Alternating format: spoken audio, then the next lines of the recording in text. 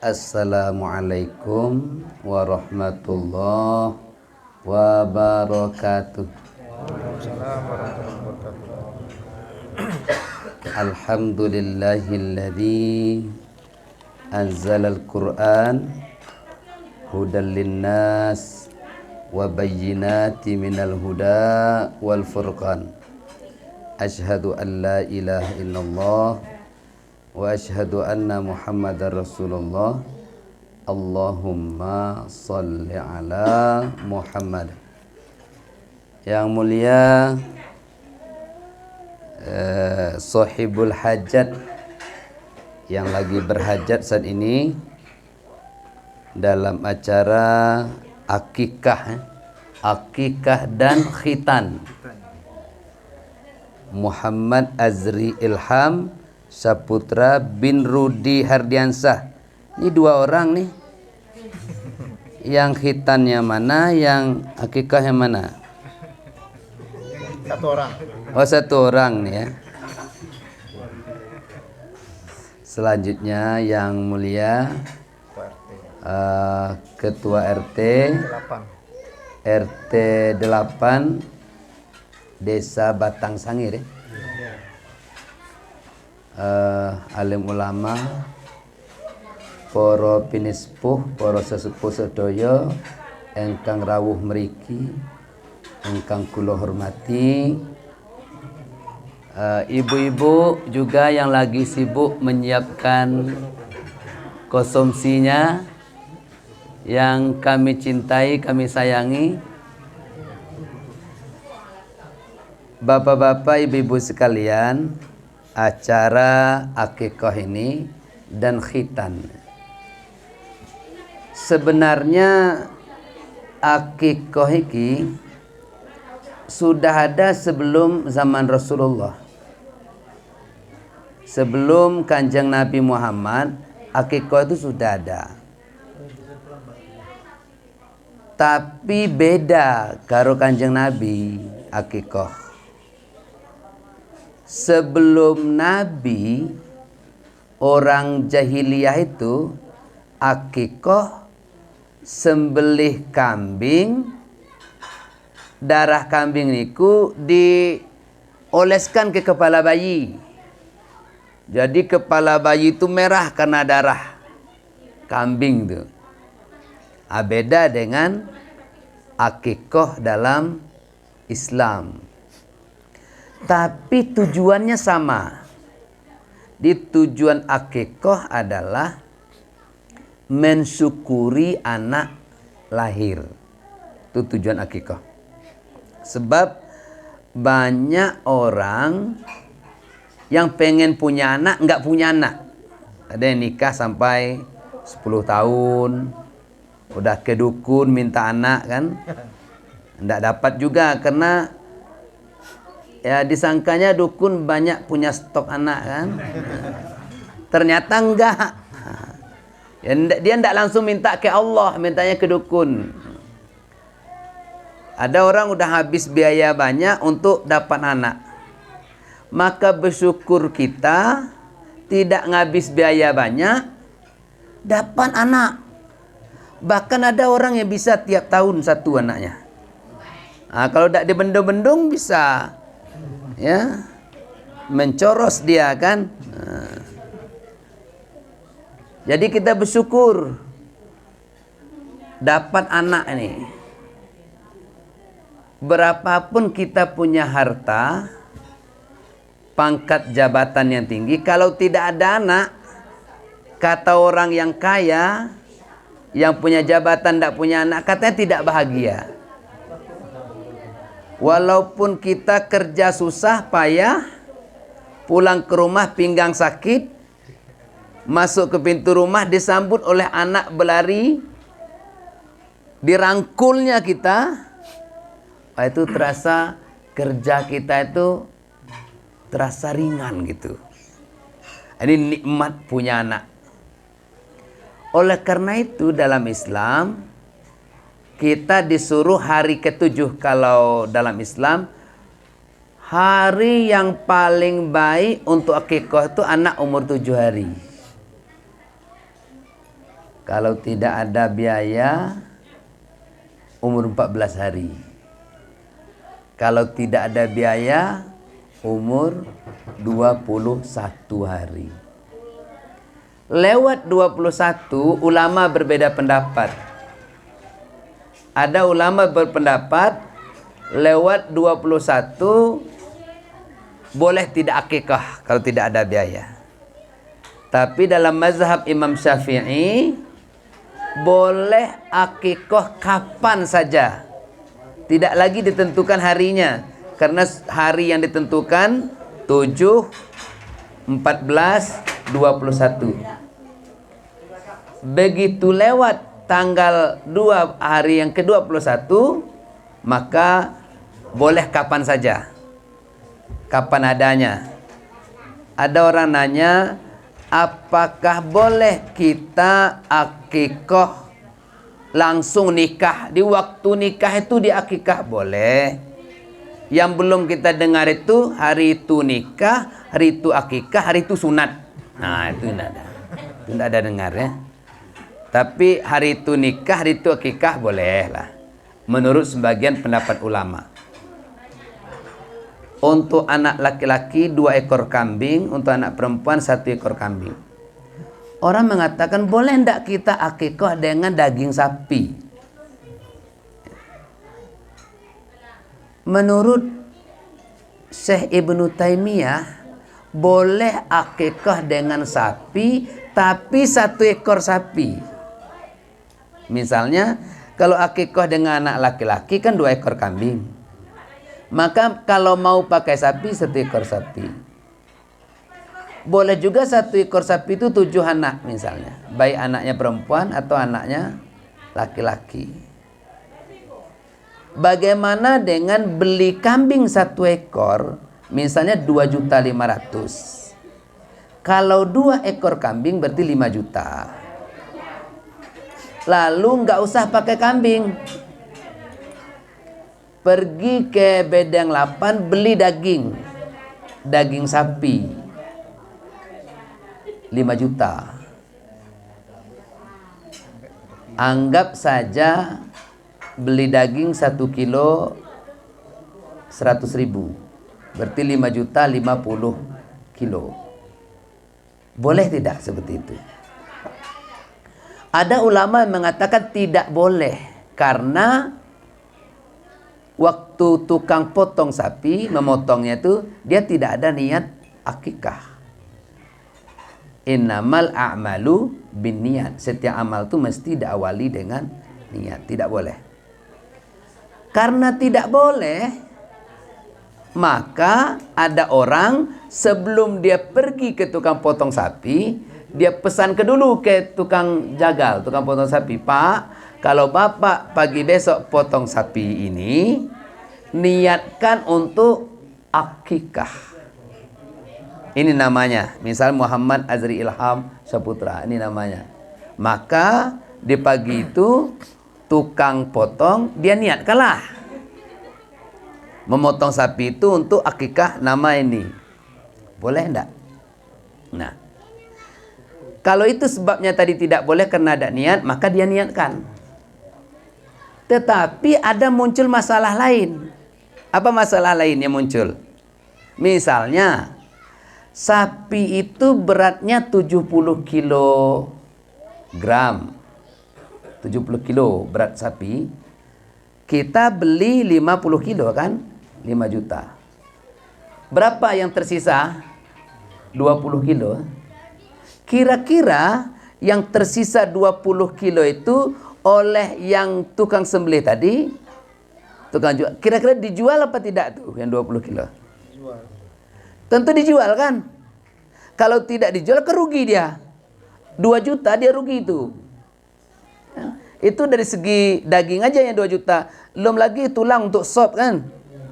Rugi lagi dia. Kalau tidak dia jual. Maka dia jual itu yang 20 kilo. Kalau seandainya dia jual, pertanyaannya, bolehkah menjual daging akikah? Itu masalah yang muncul. Boleh tidak jual daging akikah? Tentu tidak boleh. Oh, bapak tuh kan tidak jual daging akikah, bapak tuh kan jual daging jawi dia. Iya, tapi kan waktu dia sembelih niat kan akikah. Maka mulai dari hidungnya sampai ke ekornya belakang menjadi daging akikah semua. Lalu yang 20 kilo dia jual. Maka itulah muncul masalahnya. Maka betul kata Syekh Ibnu Taimiyah, kalau ingin akikah pakai sapi, 1 ekor sapi, sehingga tidak muncul masalah. Nah, itu masalah akikah. Ada satu hadis mengatakan, anakmu itu tergadai, maka sembelihlah hewan akikah untuknya. Bapak Ibu sekalian, jangan kita pikirkan tergadai ini seperti tergadai di pegadaian. Nah, kita misalnya menggadaikan motor di pegadaian atau menggadaikan emas di pegadaian. Kalau tidak kita tebus, kan tidak bisa kita ambil tuh. Kalau tidak kita tebus kan. Jadi anak kita ini tergadai, tidak sama di pegadaian. Kalau tidak kita tebus dengan hewan akikah, lalu itu bukan anak kita. Oh tidak, itu tetap anak kita. Apa maksudnya? Di sini Rasulullah ingin menunjukkan betapa pentingnya akikah sebagai mensyukuri nikmat anak lahir itu. Jadi menurut mazhab Syafi'i boleh akikah sampai tua aja boleh akikah. Sudah umur tua boleh akikah. Tapi menurut Salafi, manhaj Salafi, akikah paling lambat umur 21 hari anak itu. Kemudian khitan. Khitan, ternyata syariat khitan ini tidak zaman Nabi Muhammad. Syariat khitan atau besunek ya, itu zaman Nabi Ibrahim alaihissalam. Nabi Ibrahim ini menerima syariat berat-berat syariatnya. Apa syariat berat Nabi Ibrahim? Kurban.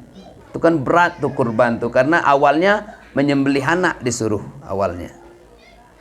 Lalu yang berat syariat tuh Nabi Ibrahim tuh yang kedua khitan. Khitannya berat. Kenapa berat? Karena perintah itu turun tidak waktu Nabi Ibrahim masih kecil. Kalau Nabi Ibrahim masih anak-anak, misalnya kelas ya umur 10 tahun, itu tidak berat. Perintah itu turun ternyata waktu itu Nabi Ibrahim wis tuwek tenan. Nabi Ibrahim umur 80 tahun. Coba bayangkan, 80 tahun perintah khitan turun, nggak ada silet, nggak ada gunting, nggak ada karter, nggak ada bius. Sementara ya ibarat bambu kan sudah kurik dia tuh. Cuman nggak tahu kita pakai apa, waktu pakai kapak atau pakai. 80 tahun. Siapa ya 80 tahun sini kira-kira? Mbah, berapa Mbah? 80. 62 berarti nggak ada sini ya. Kayu berapa? 80. 80 tahun tuh syariatnya. Itu berat, tapi tetap Nabi Ibrahim melakukan itu. Cuman tidak disebut dalam hadis apa yang dipakai itu. Ya, apa berendam dulu dalam air lama kan? Supaya lunak, tidak tahu kita tuh. Kemudian baru kepada anak beliau Ismail, Nabi Ishak ya. Sampailah ke kita ini. Jadi syariat khitan itu bukan syariat Nabi Muhammad SAW, tapi syariat dari Nabi Ibrahim alaihissalam. Apa hukumnya bagi laki-laki? Kalau kita lihat hukumnya, kita lihat dulu akibatnya. Apa akibat kalau orang tidak berkhitan? Ini kan terjadi silang pendapat. Misalnya orang sholat di masjid hari Jumat. Ada orang bawa anak-anak sholat. Ada yang berpendapat, di sini ayahnya sholat. Di sini ada orang lain sholat. Ada anaknya di sini, masih kecil. Anaknya di sini, di tengah, antara ayahnya dengan orang lain. Kata bapak nih bilang, Pak, kalau bapak bawa anak, sholat di belakang. Jangan sholat di sini, putus saf. Putus saf ini. Atau bapak sholat di pinggir aja. Ambil sholat di pinggir. Anak bapak bisa letak paling pinggir supaya saf tidak putus. Kata bapak ini bilang apa? Oh enggak putus, masa putus saf? Ini kan anak-anak. Anak-anak enggak ada hukum untuk dia. Maka saf tidak putus. Anak-anak. Tapi bapak ini bilang putus. Karena dia enggak ada hukum maka safnya putus. Wah, bingung di sini kan. Jadi mayoritas ulama berpendapat putus saf nih. Kenapa saf putus? Walaupun dia berwudu anak ini, walaupun dia serius sholat, tetap sholatnya enggak sah anak ini. Kenapa sholatnya enggak sah? Dia belum khitan. Belum dikhitan dia. Karena dia belum dikhitan, mukanya memang bersih. Tangannya bersih. Tapi yang enggak bersih di situ, di pusat pemerintahan. Enggak bersih situ. Karena belum digunting itu. Maka tujuan utama berkhitan itu kebersihan. At-tahuru satrul minal iman. Kebersihan itu bagian daripada iman. Maka itu tujuan khitan itu untuk kebersihan dan kesehatan. Kalau sudah bersih kan sehat tuh. Kalau kotor nanti sakit bakteri, nyimpan dia di situ. Maka melihat dari sisi ini khitan itu wajib hukumnya. Ada pernah saya dulu tuh ya, di waktu itu saya masih sekolah MTS di Sulak Deras, ada seorang buya, orang mau masuk Islam, laki-laki nih mau masuk Islam. Dia mau masuk Islam, mau nikah sama orang Sulak ini dapatkan dia Malaysia. Ditanya dia, gimana nih dia masuk Islam? Kata Buya ni bilang, sunek dulu katanya kan. Khitan dulu. Kalau tidak khitan tidak bisa masuk Islam katanya. Ragu dia nih. Wah ini bahaya nih. Khitan dulu kan. Masalahnya dia udah besar, udah dewasa. Lewat umur 26 tahun. Mau khitan dulu. Takut dia. Dia bilang masuk Islam dulu. Sudah masuk Islam nanti biar saya khitan, sebelum nikah saya khitan dulu. Kata Buya itu lain, khitan dulu. Belum khitan tidak bisa masuk Islam. Nah, disinilah kekeliruannya. Sebenarnya syarat masuk Islam tidak harus khitan. Tidak harus sunat masuk Islam. Syarat masuk Islam ucapkan 2 kalimat syahadat. Ucapkan 2 kalimat syahadat, yakin dia udah Islam walaupun dia belum khitan. Zaman Nabi dulu waktu Nabi mengembangkan Islam, Nabi tidak ada bilang siapa mau masuk Islam khitan. Wah, takut orang. Kita lihat di video-video di YouTube tuh Muhammad Zakir Abdul Karim naik, dia mengislamkan orang, tidak ada khitan dulu, enggak tuh. Islam aja dulu. Karena syariat Islam berlaku bagi orang Islam, tidak berlaku syariat Islam bagi orang yang belum masuk Islam. Kalau dia khitan sebelum masuk Islam berarti berlaku bagi orang yang belum masuk Islam. Maka masuk Islam dulu baru khitan. Kalau khitan dulu banyak orang tidak mau masuk Islam. Jadi Islam dulu baru dia khitan. Di Bapak Ibu sekalian yang dirahmati Allah, bagaimana khitan pada perempuan? Khitan pada perempuan sunnah. Kalau perempuan tidak khitan, maka dosanya tidak sebesar laki-laki tidak khitan. Karena laki-laki khitan wajib. Apa sebab? Khitan pada perempuan itu bukan untuk kebersihan. Khitan pada laki-laki untuk kebersihan supaya sholatnya sah. Khitan pada perempuan bukan untuk kebersihan. Perempuan yang tidak khitan sholatnya tetap sah. Tapi khitan pada perempuan, mohon maaf kita bilang, itu untuk menurunkan nafsunya. Dalam hadis dikatakan tuh bahwa perempuan tuh 9 nafsunya. Laki-laki 1. Tapi laki-laki menggebunya itu luar biasa. Dihadapkan betul, nolak dia. Minta ampun dia. Tapi menggebunya luar biasa. Perempuan tidak. Maka pada perempuan itu ditanamkan perempuan itu sifat malu yang luar biasa. Malunya luar biasa perempuan. Kalau ada laki-laki suka sama perempuan, perempuan suka sama laki-laki, pasti yang pertama mengutarakan laki-laki, bukan perempuan. Walaupun perempuan duluan naksir. Karena apa? Pada perempuan itu sifat malunya lebih. Penafsunya besar, tapi dia simpan nafsu itu dengan rasa malu. Apabila dia tidak punya rasa malu, kata Rasul mengatakan, fa illam tastahi fasna ma syi'ta. Seperti wanita-wanita barat. Wanita barat yang tidak punya rasa malu, dia jajakan dirinya di pinggir-pinggir jalan, di tepi-tepi pantai. Rasa malu tidak ada lagi, maka 9 nafsu ini nampak semua. Tapi wanita-wanita Islam, 9 nafsu ditutupi oleh rasa malu. Seolah-olah dia seperti burung merpati. Dia dekati lari.